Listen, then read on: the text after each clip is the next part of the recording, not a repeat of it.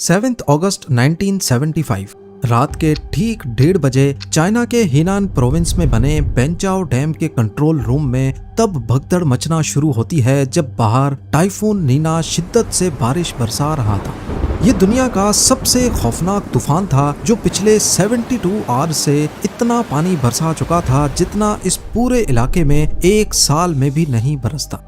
वो डैम जिसको Chinese officials घमंड से आयरन डैम कहते थे, उसमें अब हर गुजरते घंटे कई फीट पानी भरता जा रहा था। कंट्रोल रूम में लगे वाटर लेवल गेजेस की सुई डेंजरस रेड जोन को क्रॉस कर चुकी थी और डैम के रिजर्वायर में पानी का दबाव अपनी आखिरी हदों को तोड़ रहा था। इंजीनियर्स के पास अब सिर्फ एक ही रास्ता बचा था कि डैम के सभी स्पिलवे गेट्स को फुल कैपेसिटी पर खोल दिया जाए ताकि पानी बाहर निकल सके। लेकिन जब कंट्रोल रूम में मौजूद इंजीनियर्स ने घबराए हुए हाथों से गेट ओपनिंग लीवर खींचा तो उनके पैरों तले जमीन ही खिसक गई। स्पिलवे गेट्स बरसों के जंग और कचरे की वजह से जाम हो चुके थे, जिनको मैकेनिकल गियर्स की मदद से खोलना अब इम्पॉसिबल था। अब इस सूरत में कंट्रोल रूम में बैठे इंजीनियर्स ने फौरन लोकल गवर्नमेंट और हायर ऑफिशियल से कांटेक्ट करने की कोशिश की, लेकिन बाहर तूफान ने बिजली के खंभों और टेलीग्राफ लाइंस को उखाड़ दिया था। फिर वही हुआ जिसका किसी को भी अंदाजा नहीं था। ज़ेम टीवी की वीडियोस में एक बार फिर से खुशामदीद। नाजरीन, बेंचाओ डैम की दीवार एक जोरदार धमाके से टूट गई। 600 मिलियन क्यूबिक मीटर पानी सुनामी की तरह आगे बढ़ा और तबाही मचाना शुरू कर दी। लेकिन कौन जानता था कि बेंचाओ डैम के टूटने से एक ऐसा डोमिनो इफेक्ट शुरू होने वाला है जिसको इमेजिन करना भी मुश्किल था। पर आखिर आयरन डैम यानी जमाने का सबसे मजबूत डैम पहली ही आजमाइश में कचरे का ढेर कैसे बन गया, ये जानने के लिए हमें 25 साल पीछे 1950s में जाना पड़ेगा। बेंचाओ डैम की बुनियाद 1950s में रखी गई थी। ये वो दौर था जब चाइना ने हुआई रिवर बेसिन में बार बार आने वाले सैलाबों को रोकने के लिए एक बहुत बड़ा इंजीनियरिंग प्रोजेक्ट शुरू किया।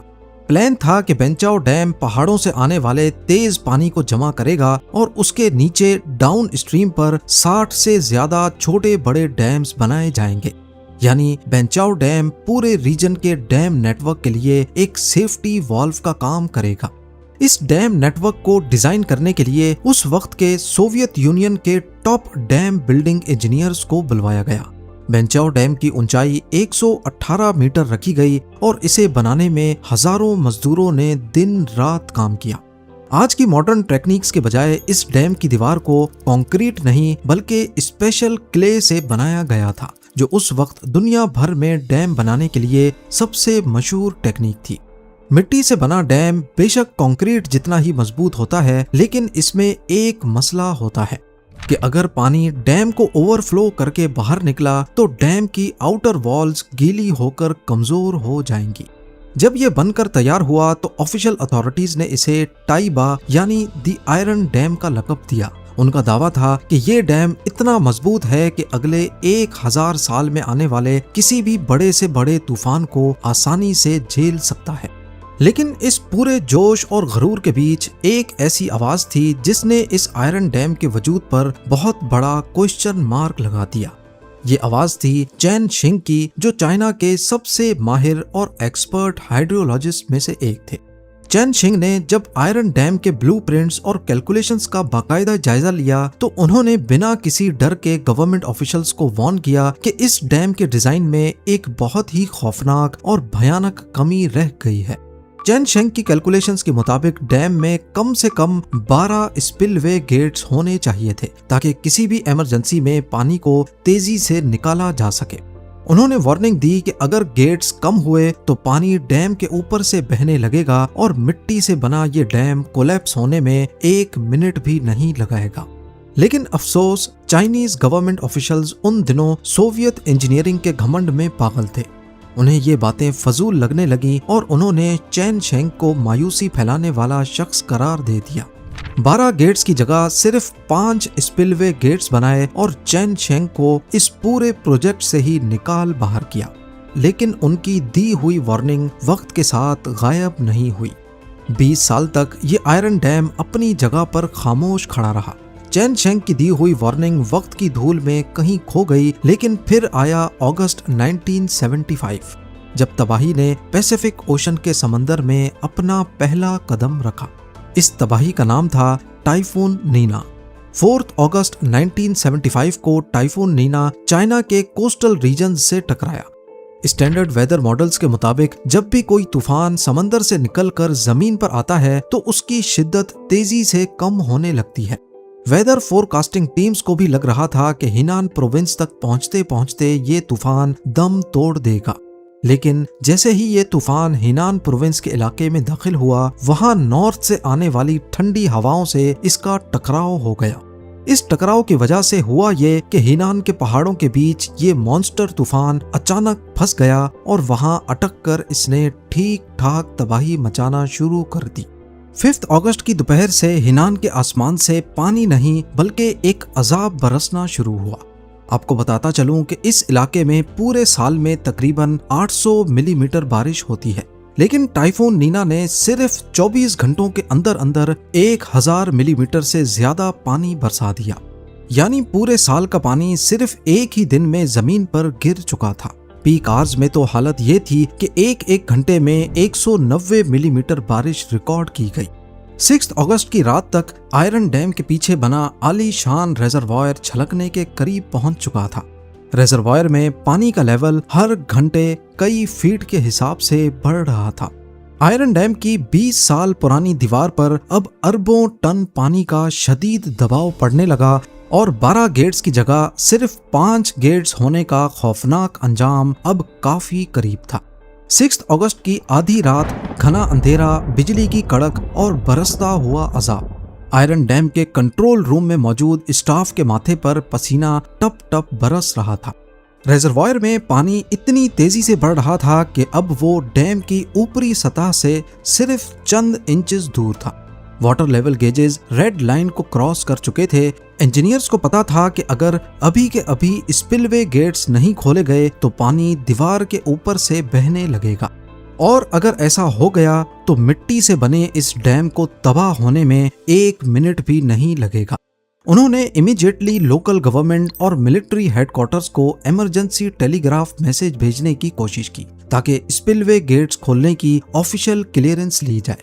लेकिन यहाँ होता है सबसे बड़ा टेक्निकल कोलैप्स। तूफान की वजह से पूरे इलाके के टेलीग्राफ पोल्स पहले ही जमी बोझ हो चुके थे। फोन लाइंस डेड थी, ट्रांसमिशन लाइंस टूट चुकी थी, कम्युनिकेशन सिस्टम 100% फेल हो चुका था। उनका बाहर की दुनिया से तमाम राब्ता कट चुका था। ज्यादा देर होने के डर से कंट्रोल रूम के स्टाफ ने ऑफिशियल परमिशन का वेट किए बिना ही खुद से गेट्स खोलने का फैसला किया। वो भागते हुए गेट कंट्रोल मैकेनिज्म्स पर गए और हैवी आयरन लिवर को घुमाने की कोशिश की, लेकिन काफी जोर लगाने पर भी गेट्स ना खुल सके। गेट्स जाम हो चुके थे। बरसों से मेंटेनेंस ना होने, जंग लगने और नीचे जमा होने वाली मिट्टी की वजह से हैवी मैकेनिकल गेयर्स ने काम करना बंद कर दिया था। अरबों गैलन पानी के शदीद दबाव ने उन गेट्स को बिल्कुल लॉक कर दिया था। 5 गेट्स में से सिर्फ कुछ गेट्स आधे खुल सके, लेकिन वो काफी नहीं थे। हर गुजरते सेकंड डैम में जितना पानी दाखिल हो रहा था, बाहर उसका सिर्फ एक छोटा हिस्सा निकल पा रहा था।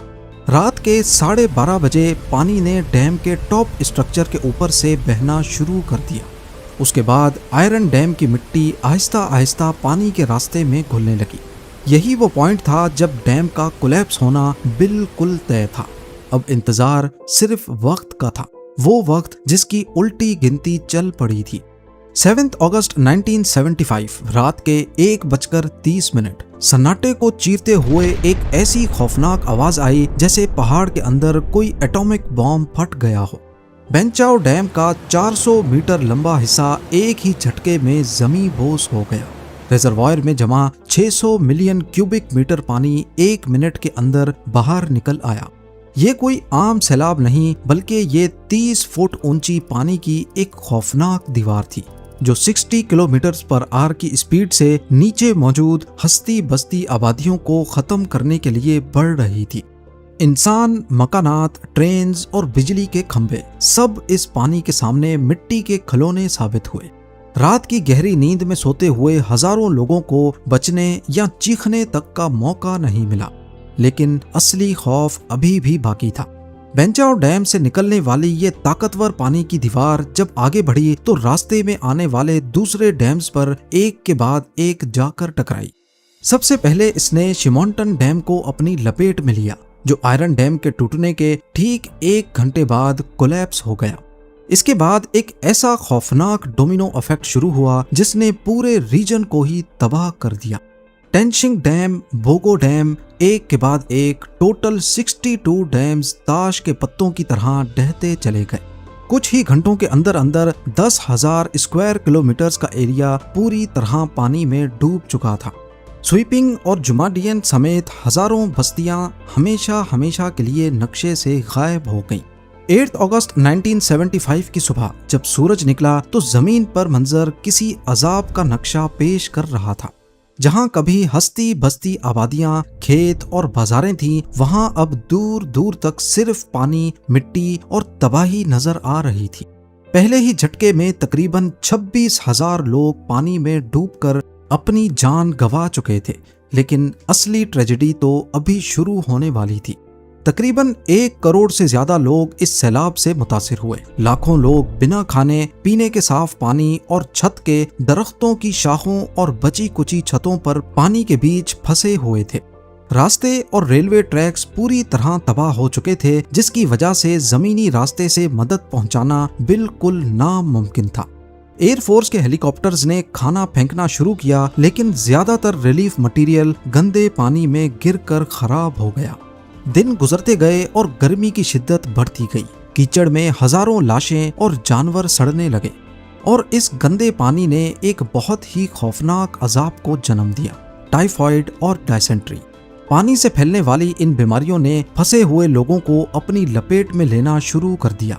लोग पीने के साफ पानी के लिए तरस रहे थे और गंदा पानी पीने पर मजबूर थे। बीमारियों और कहत साली की वजह से हर दिन हजारों लोग दम तोड़ने लगे। डूबने से जितनी मौतें हुई थीं, उससे कई गुना ज्यादा मौतें सैलाब के बाद फैलने वाली बीमारियों और भूख की वजह से हुई। अनऑफिशियल एस्टीमेट्स और बाद में आने वाली रिपोर्ट्स के मुताबिक इस पूरे हादसे में टोटल जान गंवाने वालों की तादाद 2,30,000 तक जा पहुंची। इंसानी तारीख में डैम कोलैप्स का इतना बड़ा जानी नुकसान पहले कभी नहीं देखा गया। इतने बड़े हादसे के बाद एक्सपेक्टेड था कि न्यूज चैनल्स पर हेडलाइंस चलेंगी, दुनिया भर से इमरजेंसी मदद आएगी और इंटरनेशनल लेवल पर इसकी इन्वेस्टिगेशन होगी, लेकिन ऐसा कुछ भी नहीं हुआ। उल्टा चाइनीज गवर्नमेंट ने इस पूरे हादसे पर सख्त स्टेट सेंसरशिप लगा दी। मीडिया को सख्त हिदायत थी कि बेंचाओ डैम और हिनान के सैलाब पर एक लफ्ज भी नहीं छापा जाएगा। न्यूज़पेपर्स, रेडियो और ऑफिशियल रिकॉर्ड से इस हादसे का वजूद ही मिटा दिया गया। यहाँ तक कि इस पूरे इवेंट को टॉप सीक्रेट गवर्नमेंट आर्काइव्स में दफन कर दिया गया। सरकार ने पूरी जिम्मेदारी टाइफून नीना यानी एक कुदरती आफत पर डाल दी, लेकिन अपनी गलती को दुनिया के सामने आने ही नहीं दिया। हिनान के लोग जिन्होंने अपनी आंखों के सामने अपने पूरे खानदानों को डूबते हुए देखा था, उन्हें भी इस ट्रेजेडी पर खुलकर बात करने की इजाजत नहीं थी। सबसे हैरानी की बात यह थी कि 30 साल तक दुनिया को पता ही नहीं चला कि 1975 में इतनी बड़ी ट्रेजेडी हुई है। लेकिन इस कहानी से पर्दा तो आखिरकार उठना ही था और वो वक्त आया 20 साल बाद 1995 में। ह्यूमन राइट्स वॉच ने एक डिटेल्ड इन्वेस्टिगेटिव रिपोर्ट पब्लिश की, जिसमें आयरन डैम डिजास्टर का सच पहली बार दुनिया के सामने लाया गया। रिपोर्ट में साफ एक्सपोज किया गया कि अगर हाइड्रोलॉजिस्ट चैन शिंग की वार्निंग को माना गया होता और मेंटेनेंस पर ध्यान दिया गया होता तो आज 2,30,000 लोग जिंदा होते। लेकिन एक एनजीओ की रिपोर्ट से चाइनीज गवर्नमेंट कहां प्रेशर में आने वाली थी। पर इसके बाद लाइन से कुछ ऐसे इवेंट्स हुए जिसने बेंचाओ डैम डिजास्टर को लेकर चाइनीज गवर्नमेंट के गिर्द घेरा तंग करना शुरू कर दिया। सबसे पहली वजह थी थ्री गॉर्जेस डैम। 1990s के एंड में चाइना दुनिया का सबसे बड़ा hydro electric project three gorges dam बनाने जा रहा था। फॉरेन इन्वेस्टर्स, वर्ल्ड बैंक और इंटरनेशनल इंजीनियरिंग फर्म्स इस प्रोजेक्ट में बिलियंस ऑफ डॉलर्स इन्वेस्ट करने से पहले डर रहे थे। उनका कहना था कि चाइना के डैम्स का सेफ्टी रिकॉर्ड क्लियर नहीं है और बेंचाओ डैम का र्यूमर अभी भी दुनिया में चल रहा है। दूसरी वजह थी लीक्ड डॉक्यूमेंट्स। 1990s के आखिर में और 2000s के स्टार्ट में चाइना में इंटरनेट आने के बाद गवर्नमेंट की सेंसरशिप में लूप होल्स पैदा हुए। हिनान प्रोविंस के लोकल ऑफिशियल्स, रिटायर्ड इंजीनियर्स और विक्टिम्स के घर वालों ने internal investigative documents, memo files और फोटोज स्कैन करके इंटरनेशनल फोरम्स पर लीक करना शुरू कर दिए। इसके अलावा 1998 में चाइना में यांगसी रिवर पर एक खौफनाक सैलाब आया जिसमें 4000 से ज्यादा लोग मारे गए। इस हादसे ने भी चाइनीज गवर्नमेंट को मजीद प्रेशर में डाल दिया।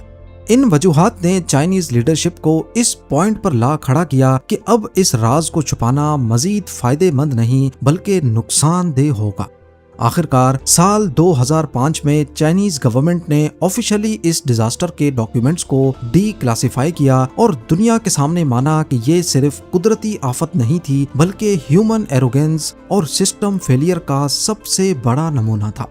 आज बेंचाओ डैम को दोबारा से मॉडर्न टेक्निक्स और मैसिव स्पिलवे गेट्स के साथ रीबिल्ड कर दिया गया है, लेकिन रू रिवर के किनारे बने मेमोरियल स्टोन्स आज भी उन 2 लाख से ज्यादा बेगुनाह लोगों की याद दिलाते हैं जिनकी जान एक छोटी सी जिद, घमंड और नेग्लिजेंस की वजह से चली गई। उम्मीद है जेम टीवी की ये वीडियो भी आप लोग भरपूर लाइक और शेयर करेंगे। आप लोगों के प्यार भरे कमेंट्स का बेहद शुक्रिया। मिलते हैं अगली शानदार वीडियो में।